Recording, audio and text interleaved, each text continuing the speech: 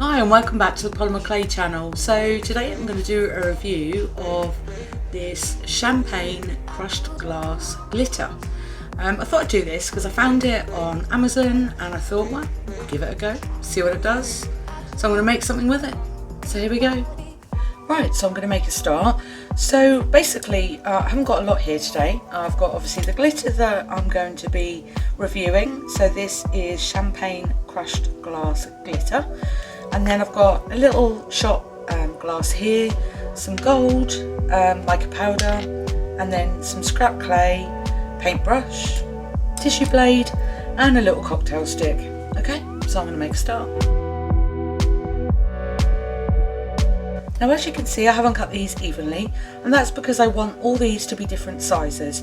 So I've literally gone from biggest to smallest, and this is a really easy way of working out ball sizes. So I'm just going to roll them up now.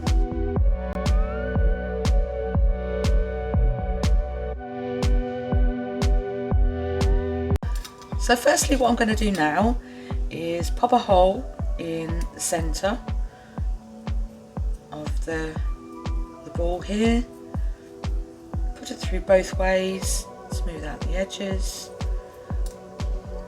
and then give it another roll so that it doesn't look flat on one end. Now once I've done that, I'm going to pop some of the crushed glass glitter in here.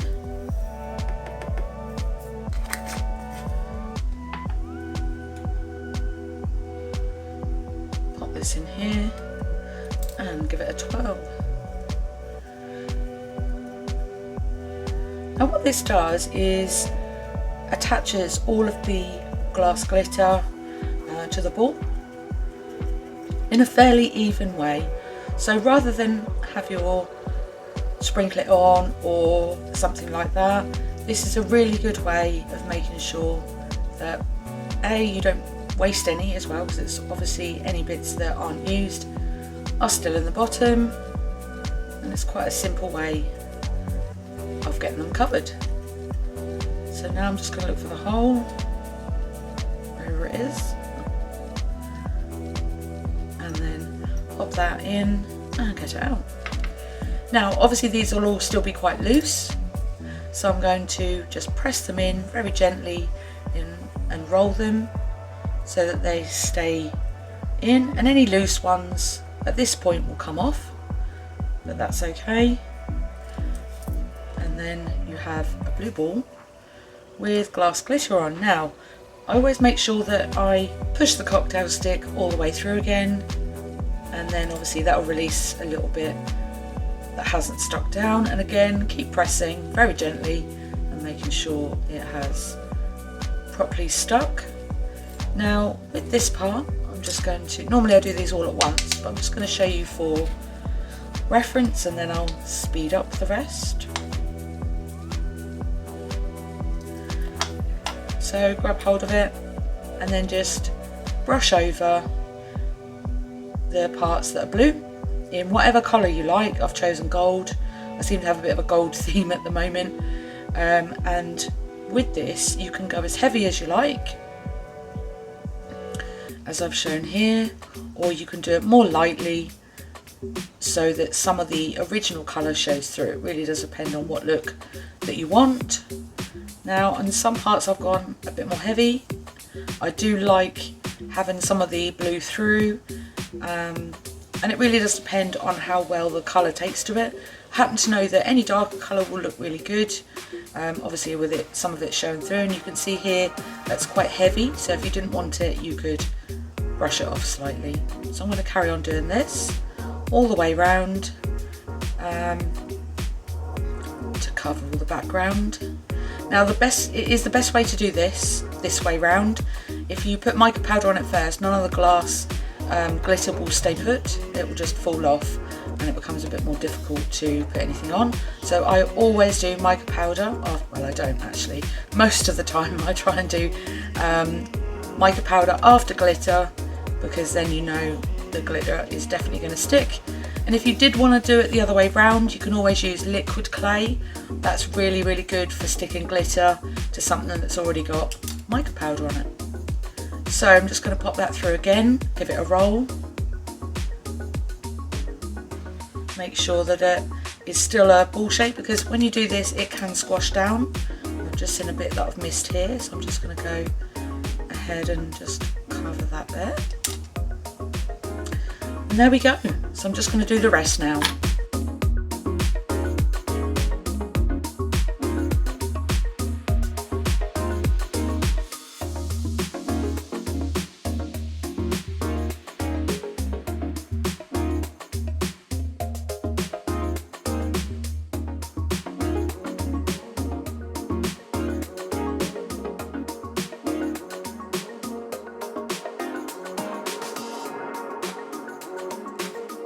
Right, so as you can see, I've got a lot more here than I started with. That's because I did these ones last night. So what I'm showing here is you can make them in any sizes. Now, I'm not really entirely sure what I will do with these ones. I'm probably going to make it into a little bracelet or something like that.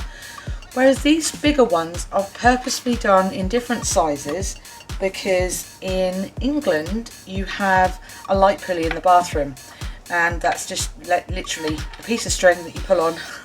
And I haven't got one at the moment, or a decent one anyway, so I decided I was going to make one and thought I'd film it.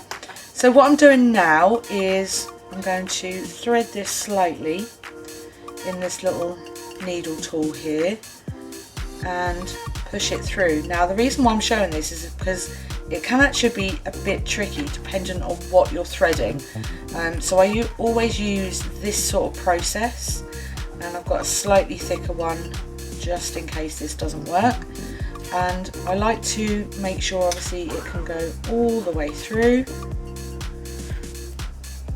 And sometimes, as I said, it can be a little bit tricky, takes a little bit of patience. Obviously you do need to be careful of it popping out the other end and catching your hand as well.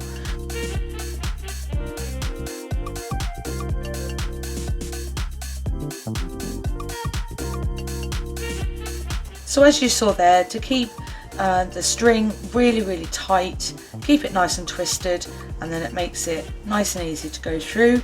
The other option, you could pop a little bit of glue on the end, which will keep it nice and straight, so then you can string it through. Failing that, you could just make the hole a little bit bigger. But I do like them as tight as possible, and then there's a little bit more structure to it, and at the end they wouldn't sort of fall off if you didn't make a knot big enough, because obviously the hole would be quite tight. The other option is putting a smaller bead on the end here, which would then involve, you know, obviously a little bit more strength. You could have one at the top and one at the bottom, and yeah, so there we go. So this is a really simple way of making a little light pulley, or you can make it into a decoration for your home. So my reflection on this glitter, so I actually recommend this. It's called Champagne Crushed Glass Glitter. I will certainly be getting some more in some different colours, because not only do they go on really easily on uncooked polymer clay, they have a nice sort of texture afterwards, very eye-catching, and you could use it in lots of projects. So just to read out what it says on the side here, it is by Stampendous. .com, and I'll be linking that in the description. Thanks for watching the tutorial and the review. So I'll show you what they look like. So they've turned out really nice and sparkly. Yeah, they stuck really well to the clay, as I said, and then I put the mica powder on after, and as I'm twirling them around, they're really nice to catch the light as well. So, you know, you could make them for something else. You could make little balls as a decoration. So I know everyone knows how to make some balls out of clay, but the idea of this was really to review the crushed glass glitter. I saw it on Amazon and I thought, wow, that looks really cool, and I'm pleased to say that it's something that I would definitely recommend. So obviously these aren't going to stay on this bit of string here that I've got, they're going to go in my bathroom. So this is how you use crushed glass glitter, that's kind of hard to say, with polymer clay.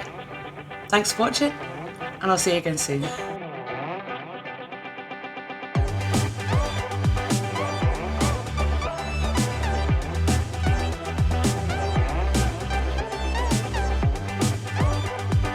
So as I've showed you, they hung up. Really? They hung themselves up, did they? Cool, good stuff. So this is how you use crushed glass glitter. If you've got this far, thanks a lot. I just want to show you my sheep. Oh, that's the back of my sheep. Well, this is the front of my sheep, and he is basically being auctioned. The last winner unfortunately didn't claim him, and I've decided that someone can have a second go. So if you've got this far, comment down below why you think you should win my sheep.